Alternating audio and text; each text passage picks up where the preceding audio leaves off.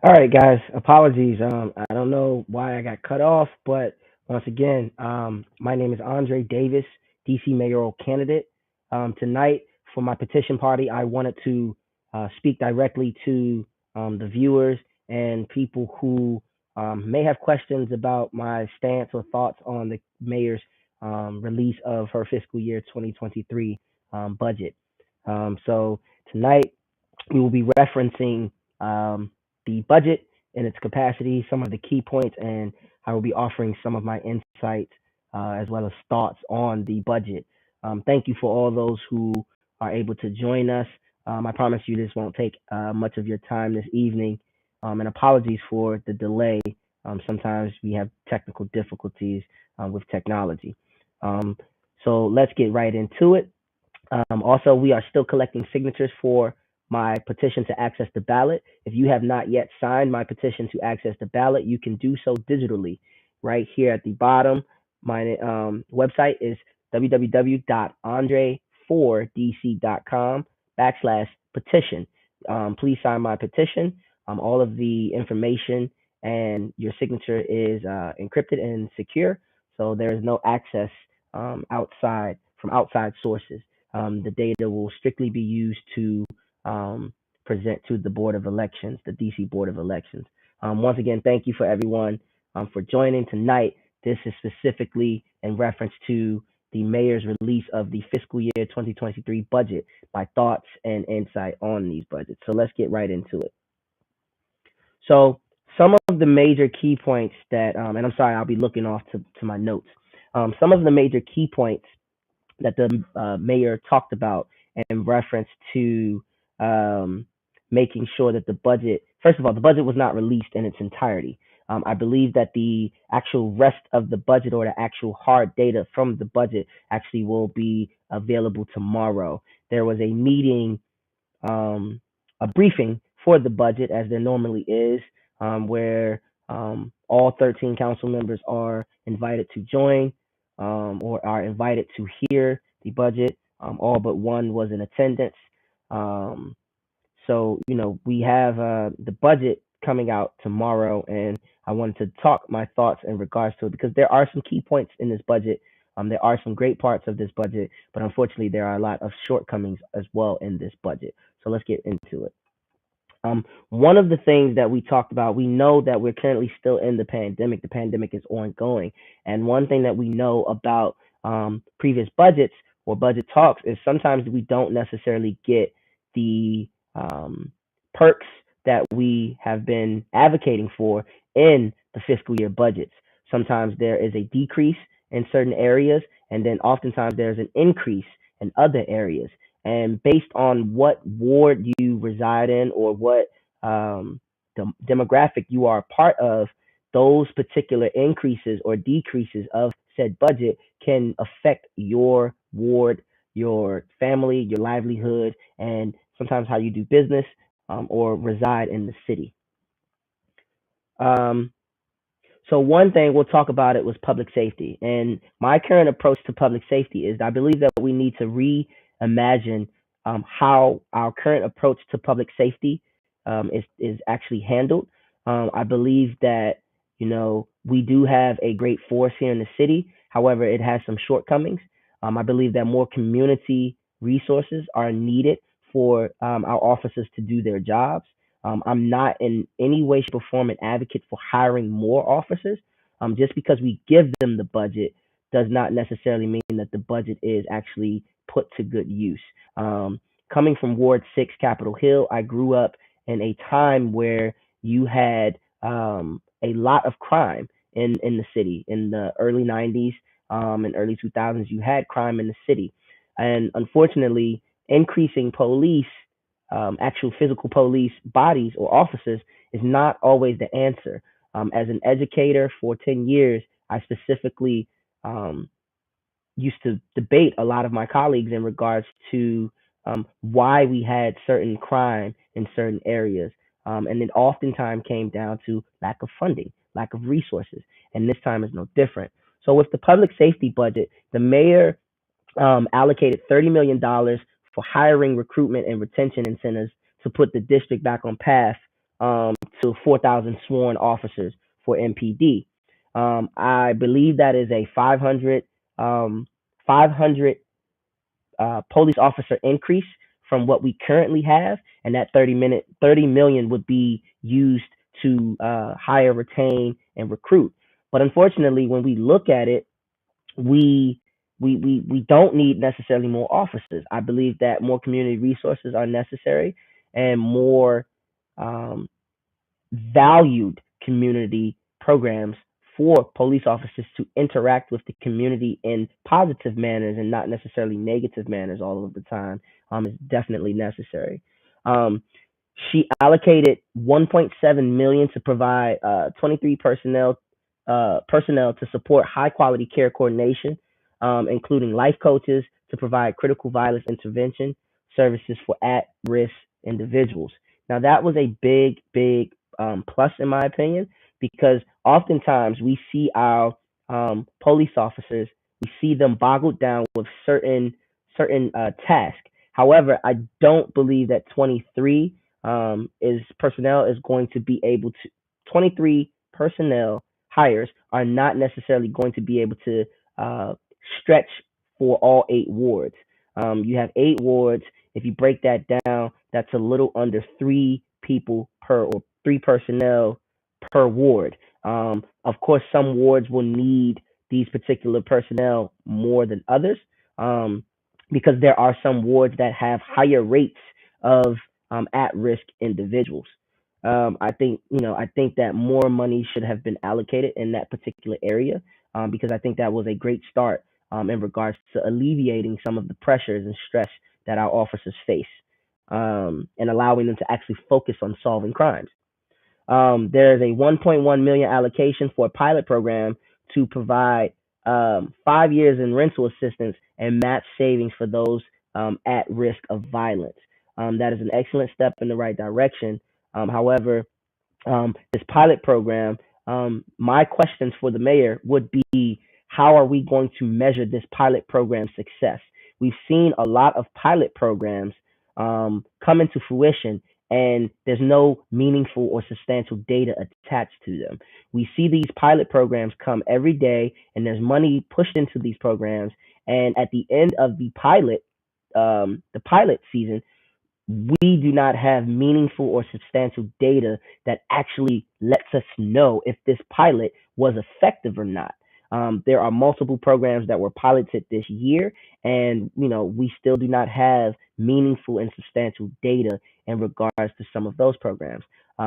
We have one program that was piloted specifically that comes to mind is the the cash assistance to mothers that the mayor piloted this year, which is it was an excellent idea or excellent concept.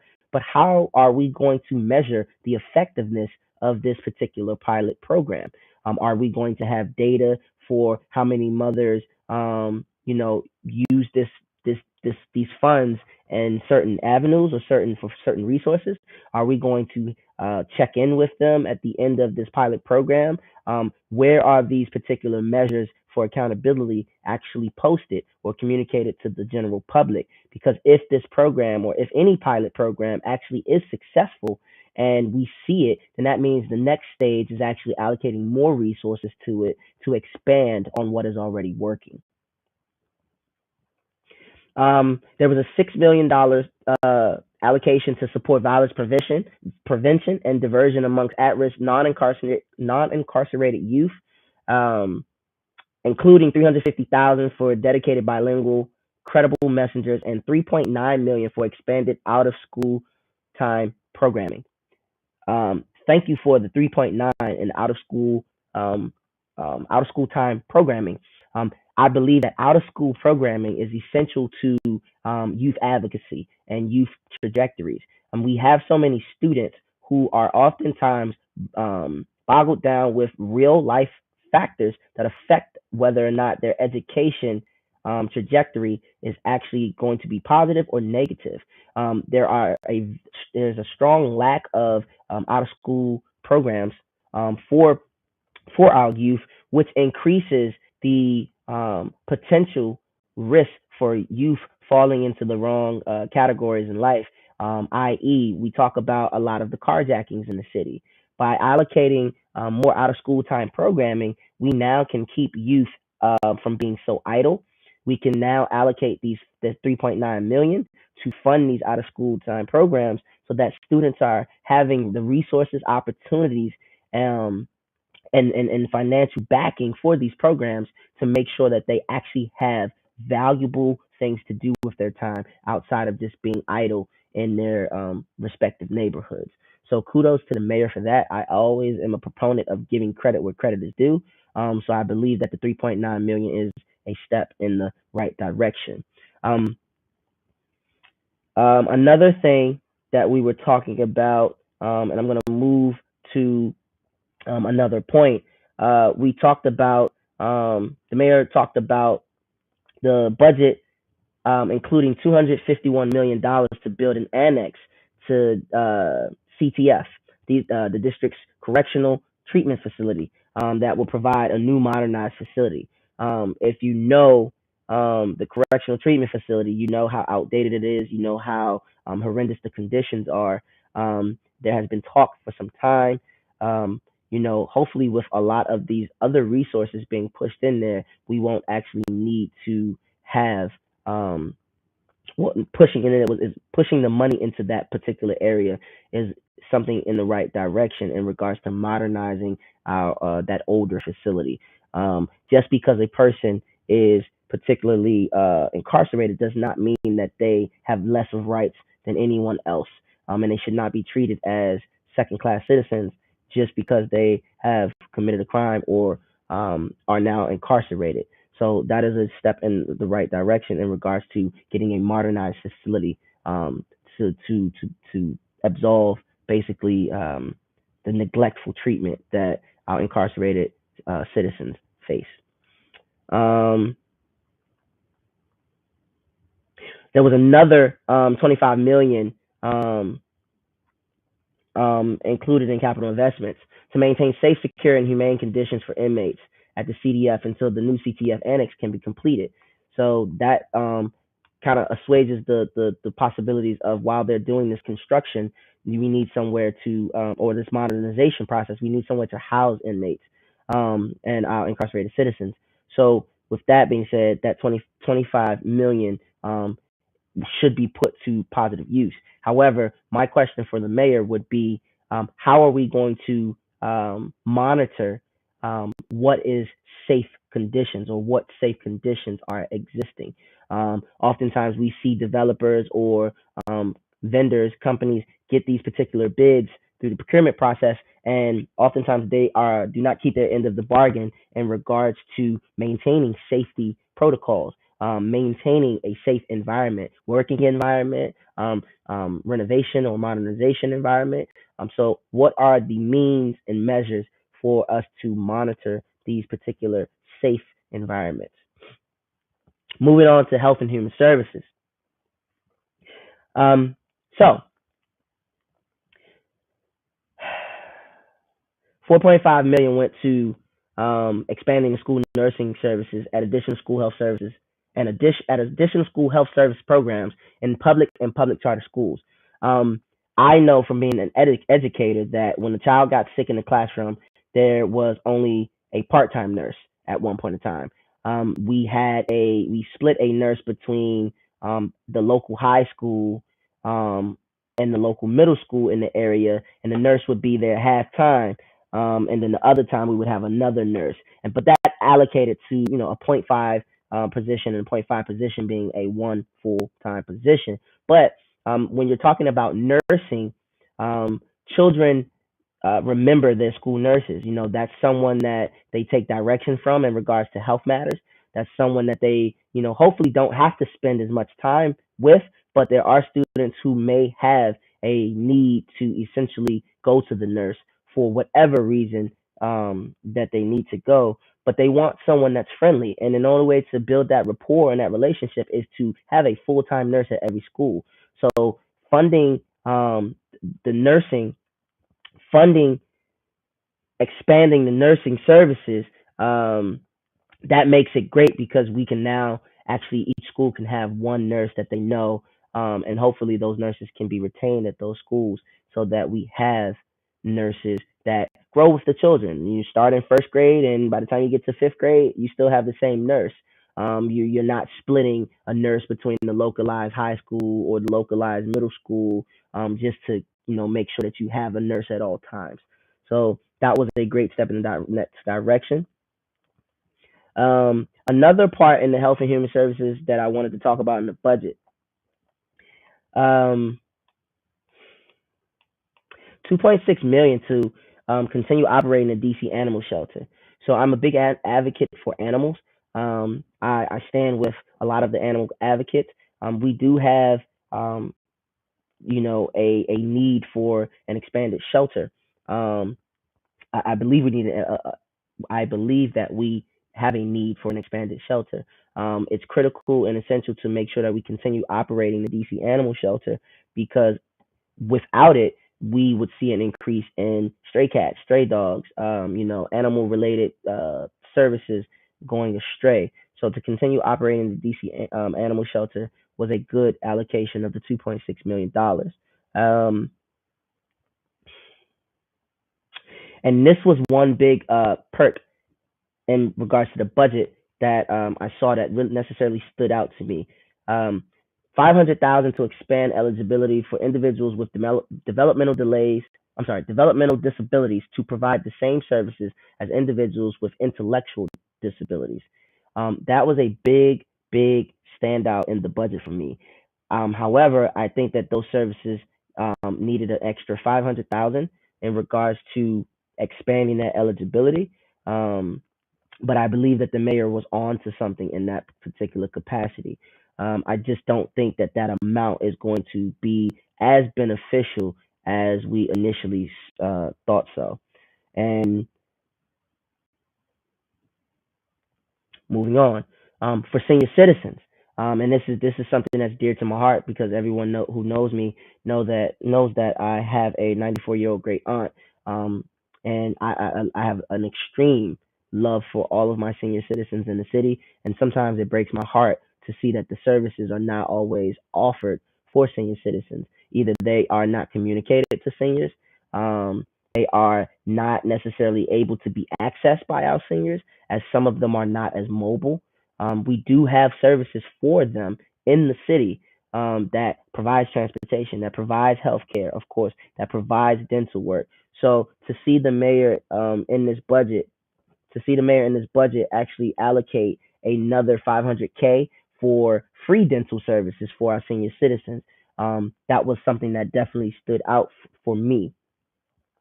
Um, so this was also big because we just talked about our seniors not being able to access various um, resources because, of course, COVID hit and there's not a lot of in-person services at when we first started in the pandemic. And most places are starting to open up by appointment only. But the mayor in her budget allocated a $2.6 million budget to technology by distributing personal tablets, which is a big kudos. Now, under that 2.6 million, not only I'm hoping it's in my thought process.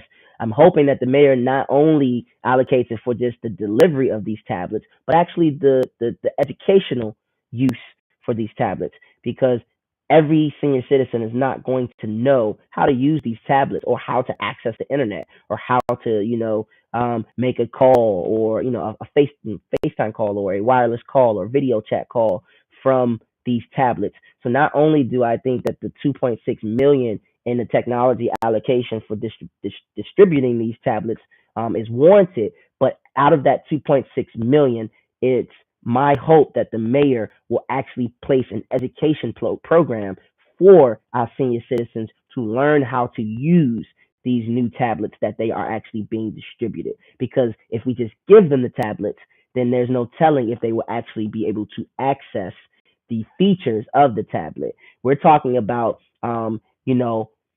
basically having our senior citizens be able to bank from these tablets, online banking, be able to pay their bills, pay their property taxes, apply for services, upload documents, video conference with their medical professionals, video conference with their service groups, um, even conference with their family members that they may not be in direct contact with.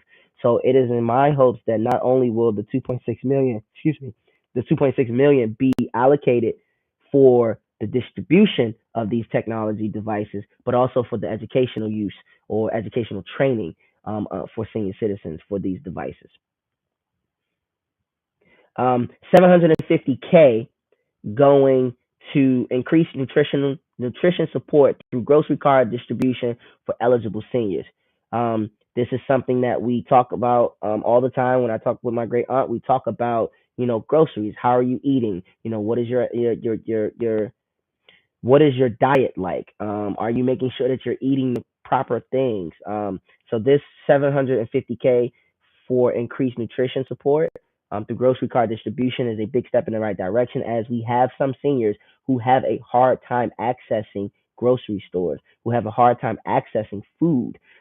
Some of our senior citizens, if they are in certain wards, they are in food deserts. So there's not a grocery store within transportation's reach, or there's not a grocery store that they can easily access due to them being of an older age. So the 750K, I'm hoping, goes to um, the increased nutrition support, but also outside of that, we need to combat some of these food deserts. We need to make sure that we are continuing to place um, grocery stores in the side of these neighborhoods. And even if these grocery stores are not on a grander scale, such as the larger chain grocery stores, we need to put money or invest from the budget into smaller, more localized grocery stores. Um, it makes a big difference if someone can walk to a corner market or a market in their neighborhood. It's easier to get to versus having, okay, where are we going to build this large chain grocery store? Sometimes the answer is not a large chain grocery store. Sometimes the answer is specifically just creating a market that has the same products on a smaller scale for each neighborhood.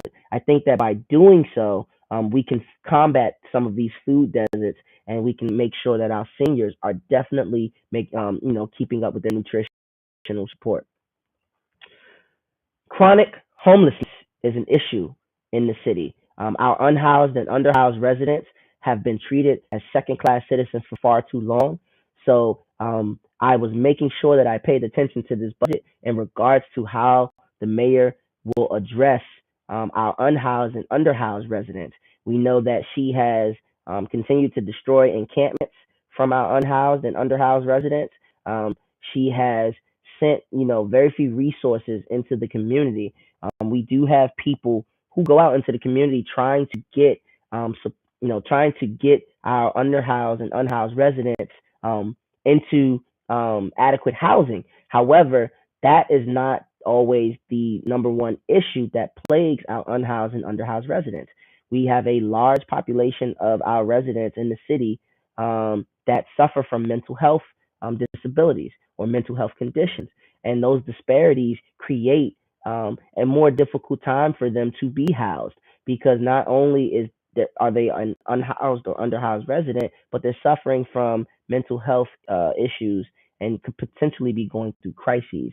So 31 million to invest in the Homeward DC, to add permanent supportive housing vouchers for 500 more individuals, 260 more families, and 10 more youth, as well as other critical outreach and prevention services so that the district can end chronic homelessness. That's a great step in the right direction, but there are more than 500 individuals that are suffering from underhousing or unhoused, underhousing or unhousing. Um, and there are more than 260 families that are suffering from, being homeless or, not having adequate housing. So we must take into account that there are steps to becoming unhoused or, facing homelessness. Everyone is not particularly out on the street. Some people simply do not have a residence, a secure and stable residence. So we have to make sure not only that we are looking after our residents who are outside sleeping outside and have nowhere to go, but also what about our residents who um, bounce from home to home or residence to residence or couch to couch with their family? We also have to make sure that we have an adequate amount of support in that budget for those particular people as well. Education, a 5.87% increase in the base amount of the Uniform Per Student Funding Formula, UPSFF. I think that was a great call on the mayor's part. Um, I think that that percentage will do some good in regards to our schooling, our public school system. Um, 18 million to provide stability to schools throughout the pandemic supplement fund. I don't know specifically what the pandemic supplement fund is going to actually consist of in regards to what resources are going to come from that 18 million. I'm hoping that I'm sure it would provide more testing or stable testing. It will probably provide funding for students who may be schools who may suffer from under enrollment next year due to people moving their students from one school to another school. I'm not quite sure what that will actually partake, but 18 million to provide that stability is an adequate amount in my opinion. Now, this was the one that got me it caught me by surprise because, to my knowledge, these particular issues were supposed to have already been taken care of. So the mayor historically dropped 43.6 million in investment for the 23 budget to replace the aging HVACs and boilers in schools. I, to my knowledge, I believe that when the beginning of the beginning of this school year started, that we talked about replacing the HVAC systems, making sure that the filters in the school were up to par, making sure that schools had adequate air ventilation systems and heating systems as the winter went on. We were supposed to see students eating outside with outdoor heaters. To my knowledge, a lot of the schools did not receive that. So this is the reason why we're having to allocate historic amounts, because these particular things were supposed to be taken care of with federal funding. There's another 15 million for preventive maintenance of the HVACs and boilers to make sure that it works year round in the schools. I know personally, if you've ever taught in a DCPS classroom, you know that your heat is either extremely hot, your room is either extremely hot or extremely cold. There's no real adjustable level where there's a comfortable level in most of the schools. I know that pretty much every school I ever taught at, um, it was either my classroom was extremely hot or it was extremely cold. There was no comfortable level where even if you set the thermostat at that level, it would not maintain a comfortable level. So I think that that's something that is should have been taken care of a long time ago, multiple years ago. This is the mayor's second term, so we're talking about this is something that has been a chronic issue in DCPS since I attended DCPS schools. There was a 3.8 million allocation to safeguard students' mental health with the additional supports through the school-based mental health system or program. I'm an advocate for mental health. I believe that with the pandemic, we've seen an increase in the need of mental health resources, and the students are no different. I believe that a lot of the resources during the pandemic went to most of the adults, and the students got the short end of the stick. And that's not fair. That's not a fair shot in any capacity. So allocating this 3.8 million is a big step in the right direction to make sure that our babies get a adequate mental health support in regards to the lack of social interaction. Some kids going out. Now we've lifted the mask mandate, so that will definitely increase anxiety amongst parents, students, teachers, staff. So there will be some mental health kickbacks in regards to lifting the mask mandate. So this $3.8 million allocation is definitely a step in the right direction.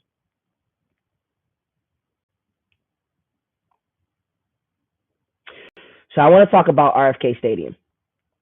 So the mayor broke down her budget and said that a new indoor sports complex at RFK campus, um, the mayor's capital plan will turn RFK campus into a premier destination for training, learning, clubs, tournaments, and competitions. The complex will accommodate multiple amenities to DC residents, such as indoor track, gymnastics training, climbing walls, boxing. Um, I'm from Ward 6. I grew up on Independence Avenue. I still live in Ward 6 on Capitol Hill. And my neighbors, we've always talked about the sight for sore eyes that we see at RFK.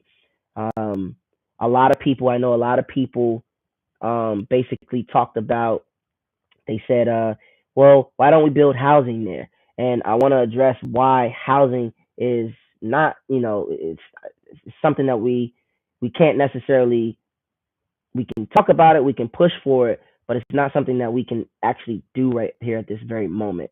And the reason why is because the 190 acres that the RFK Stadium and the surrounding campus sits on is federally owned land.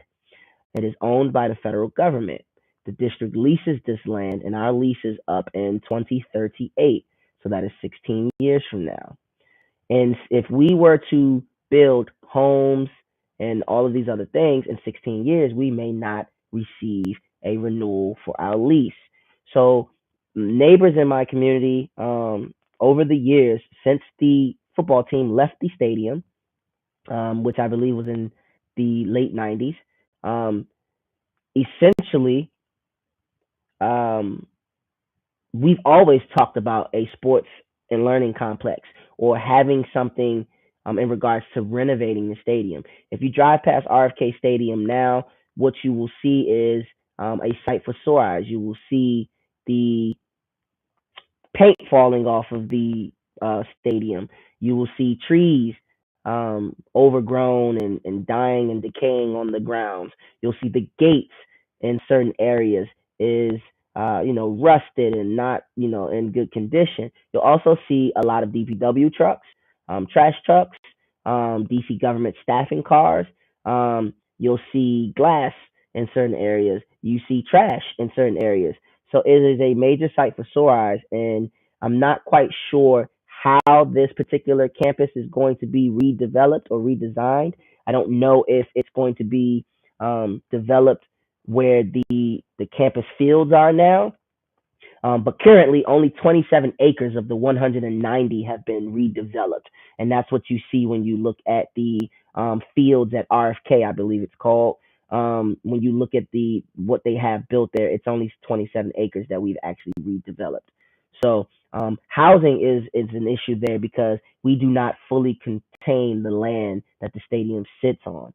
We do not fully own that. So to build housing there would take a little bit of more advocacy from our representative, and to see if the federal government would relinquish that land to us, because I'm sure it would come at a price point. So that is an issue in itself. That right there is an issue in itself. But I am an advocate for placing housing on the within the 190 acres, redeveloping and making mixed use of the acres that we have there. But the biggest hurdle is controlling the land, fully controlling the land. So I believe right now it's owned by the NCPS, or NCPC, if I'm not mistaken. So that's the biggest issue that we have in regards to you know what we need to do with RFK. There was a big talk about $434 million over the next 6 years to construct and modernize the parks, recreation facilities, and libraries, including fully funding the remaining library modernizations and funding to fully modernize a couple of the rec centers.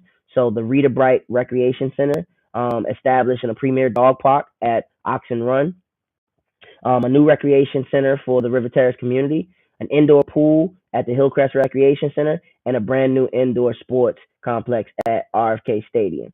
So those are the particular things that, over the next 6 years, that's where that budget will come from. There are some youth recreation activities in there, such as $5 million to extend out of school time grant opportunities, 3.9 to expand out of school time recreation.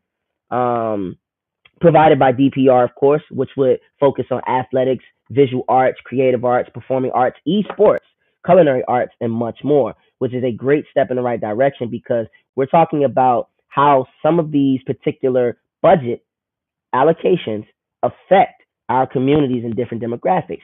Once again, we like to point the finger at a lot of the youth in the city in regards to, you know, the rise in carjackings. But like I said, if you have underdeveloped schools, the longer a child goes to a underdeveloped school, the more likely or prone to becoming a dropout they are, or not finishing school, or not even loving school, loving to learn. Um, when you have families who are in poverty, the longer that family stays in poverty, the more drastic measures families go to, or individuals in that family go to secure basic needs. Um, we have a need for increasing the minimum wage. We have a need for making sure that when we do these mixed use development properties, like building a franchise store, or name brand store, or anchor store on the bottom, and on the top we have housing. We need to make sure that this housing is truly affordable. And I believe that a good measure for whether or not a mixed use development property is actually affordable is if I am able to work at the retail space beneath that particular property or development, I should be able to afford to live over top of that development. But unfortunately, you see so many of these developments where they have retail spaces underneath and people work there, and people are unable to afford to live over top of the particular retail spaces that they work at. Um, Recreation for all. Before Recreation for All, there's a $6.4 million allocation to expand the Marionberry Summer Youth Employment Program. I would like to see that program become year round. That is another way to keep our youth from remaining idle, having after school jobs. These jobs can be based within their communities. They can be weekend. They don't have to necessarily be Monday through Friday. They can be on the weekends. But I would love to see the Marionberry Summer Youth Program be expanded to include year-round employment for individuals of a certain age.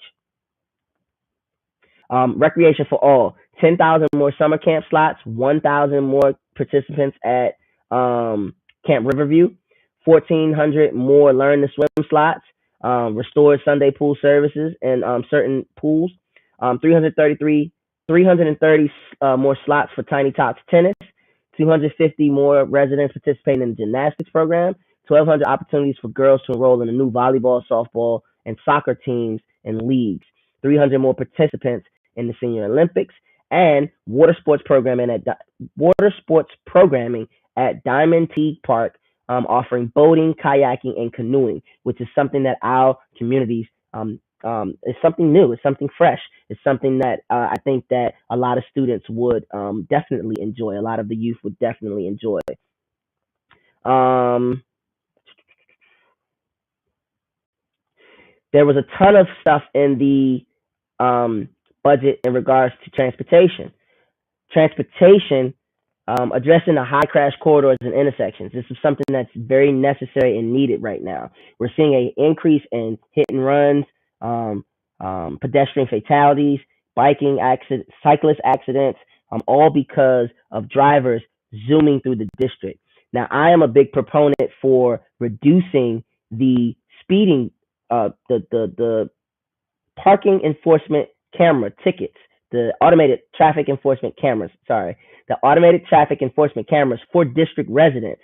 Because what happens is district residents under the Clean Hands Act are the residents, are the people who are paying most of these fines. And this by no way means that I'm advocating for, people to get out of tickets. But what I'm saying is a lot of people get tickets for parking in areas that, you know, they were there for 5 extra minutes. So creating a grace period in regards to the meters, creating a grace period in regards to the tickets, and also because we cannot directly collect those ticket fines from Maryland and Virginia residents, it basically means that district residents are paying the bulk of their tickets, the bulk of the tickets that come through the district. Um, but I do believe that there should be two different prices. Some of these tickets are $200. And for residents in some areas, that's where most of those cameras are located. Ward 7 and 8 have a ton of those speed cameras, automated traffic enforcement cameras. And unfortunately, the demographic that is that comes from those wards, no one has the extra funds to pay for those. But some of these traffic enforcement cameras are considered predatory. They are put in certain neighborhoods. These neighborhoods are definitely on another spectrum because we look and we go into other neighborhoods and you don't see a traffic camera anywhere.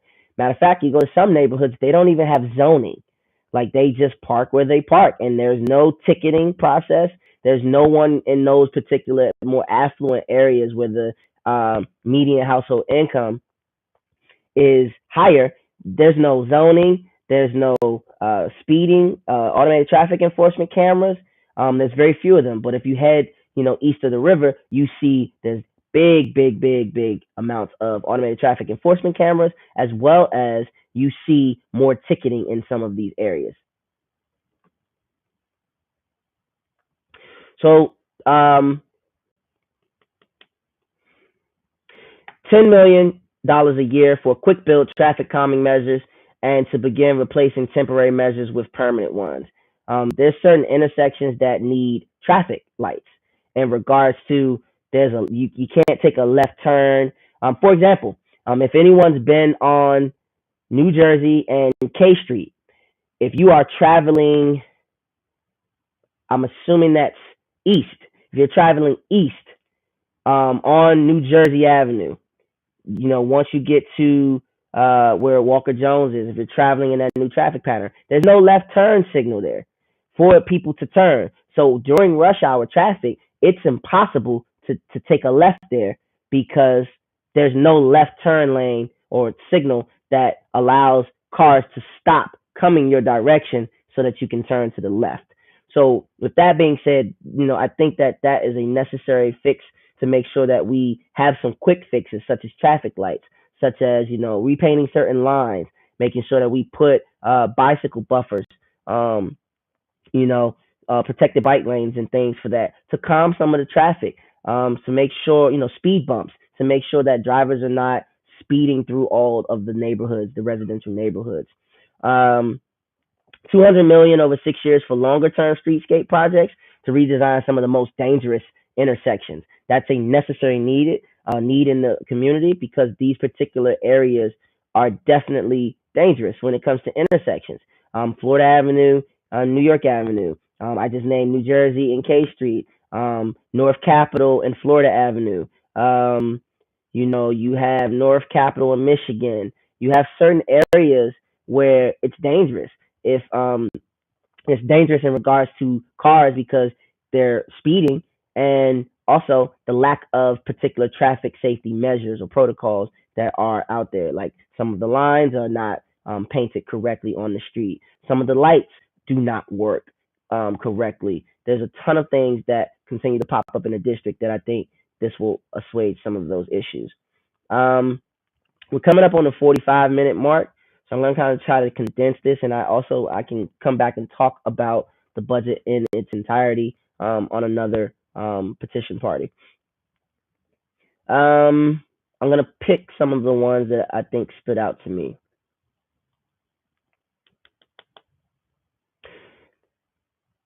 One part of this particular budget that I will say I was very grateful for is the $219 million to bring back public housing units at Berry Farm, Park Morton, Bruce Monroe, and Northwest One. I went to Bruce Monroe before they knocked it down, and there was always talks of building affordable housing there. But once again, I don't know how we're going to, what accountability measures we will have to make sure that we hold the mayor to true public housing or true affordable housing in those areas. Um, but those are definitely areas where we need it. Um, I don't know why other public housing units in the city or public housing areas in the city were not included that need renovations. I'm not sure. There's a couple more in there that could have benefited from that 219 million. 120 million in rent and utility assistance across 2 years, and another 12 million for a new housing provider fund.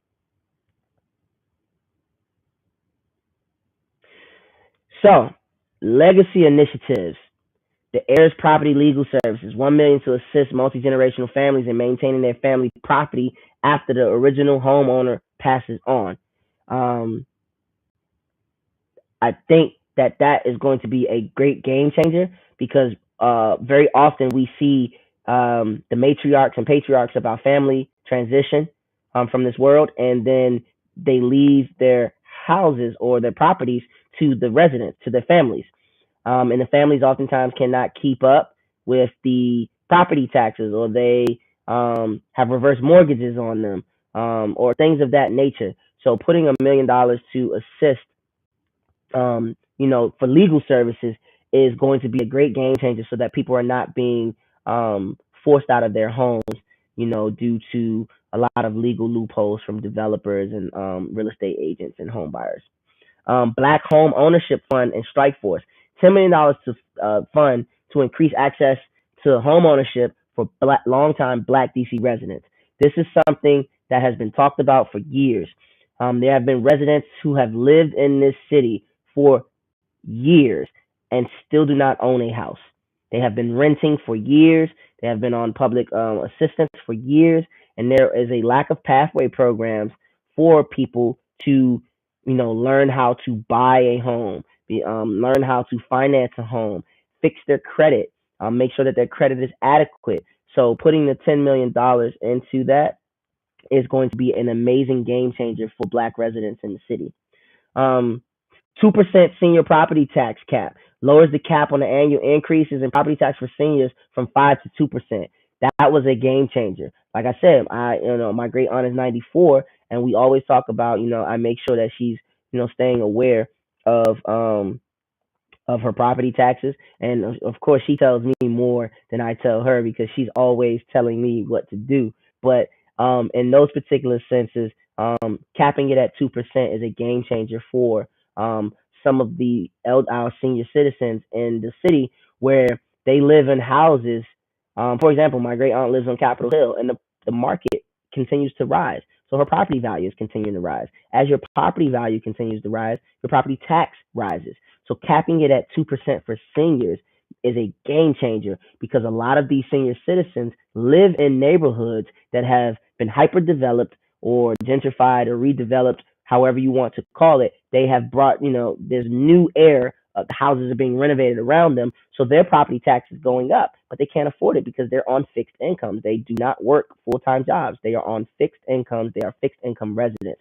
So to drop that increase from 5% and cap it at 2 is a game changer in particular to this budget. And I think that was something that was serious. Um,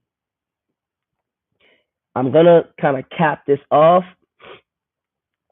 Economic recovery, supporting small businesses and local businesses. 22 million to add fresh food access points east of the river. I talked about having smaller markets. The $22 million would definitely be of asset to basically adding markets across the city to help combat the food desert issue that we have east of the river. 6 million to help equity impact enterprises buy commercial property and receive more flexible financing options. 3.4 million to help small and medium businesses grow. 1.5 million to pilot activations in vacant commercial properties. 500K to increase employer spend with minority-led firms.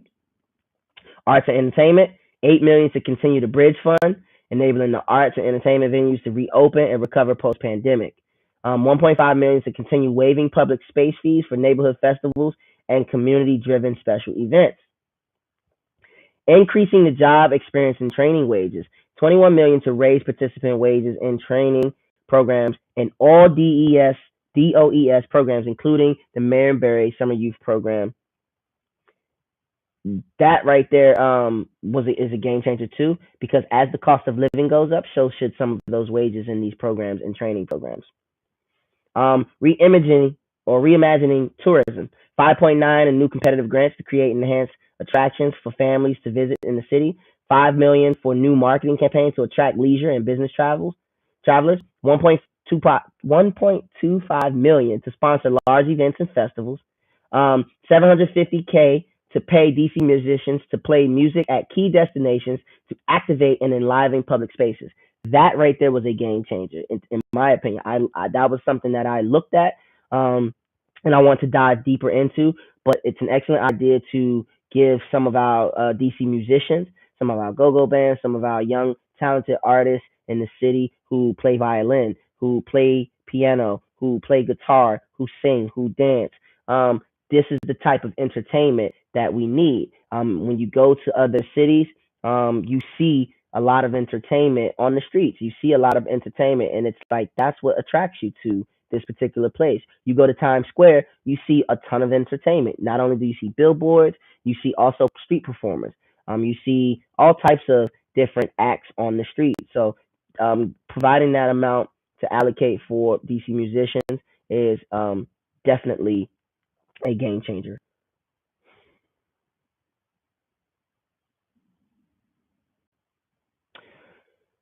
So spurring downtown recovery. There was only 233,000 to plan new residential conversions incentive program. I want to take a look at the incentive program in deeper detail, because I don't believe anywhere that that's an adequate amount to convert.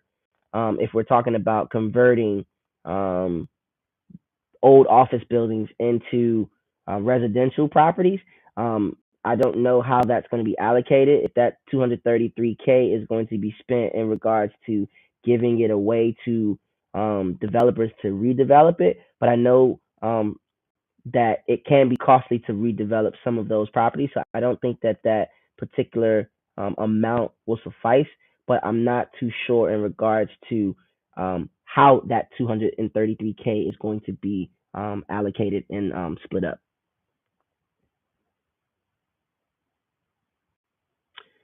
Um,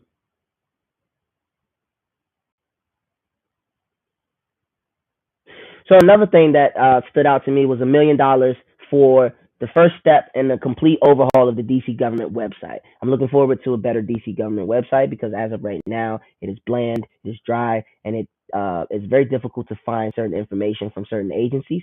Um, Sometimes you got to click, you got to go to another website, you get a 404 error found. There's a ton of things that actually happen in that particular, you know, at that particular website. So I think that $1 million to renovate it and make sure that it's the first step. Hopefully, we can put the redesign to good use.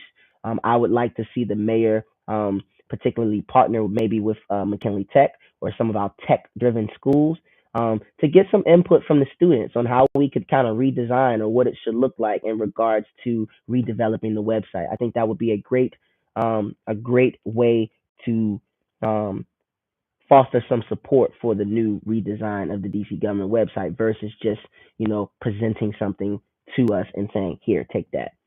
Um, there were some more. Customer service allocations. Um, 3 million to add live agent video chat support, remote assistance, and extended hours for licensing and permitting services. 1.3 million to do bike lane cleaning. To hire a team for bike lane cleaning to make sure that our bike lanes are always kept maintained, well swept, debris, snow, trees, branches, to make sure that our dedicated bike lanes and bike lanes throughout the city, protected bike lanes are free and clear of debris and snow. Um, and then there was a 350,000 allocation to a DMV mobile app. I think that's a step in the right direction. And also, she added some self-service kiosks. She's adding 658,000 to add two new kiosks, so residents don't necessarily have to go to the Southwest station. Um, that's the only inspection station. I know that when I get my car inspected, I oftentimes use the Tacoma, the self inspection station behind the Tacoma Recreation Center. And I think that I don't know. I'm not in agreement for two. I believe that we should have one per ward. I think that we could definitely have one in each ward. So the Tacoma Park one is in Ward 4. The Southwest Station is in Ward 6, I believe. Um, and then we should be able to have self-inspecting stations, at least one in each ward, one in Ward 1, Ward 2, 3, 4, 5, 6, all the way down to 8. And I think that would alleviate some of the pressure that we have down at the Southwest inspection station. Um, that is all from me today. Thank you guys for taking the time out to hear some of my thoughts on the 2023 fiscal year budget. I am still diving into it myself, looking at various volumes and trying to make sure that I fully understand, and I am abreast of what's going on, particularly in the budget. So, please, if you have any questions, you can always send me a message. You can always add me on Twitter or social media. Once again, if you have not signed my petition to nominate me to appear on the ballot, please do so. You can do so right there. Sorry. At my website, you can sign my petition. Also, tomorrow I will be out walking, so you may see me. We will be walking the city. If you see me, please speak. I'll speak to you. And once again, my name is Andre Davis, DC mayoral candidate, and thank you for tuning in to my budget thoughts for the fiscal year budget 2023. Thank you so much.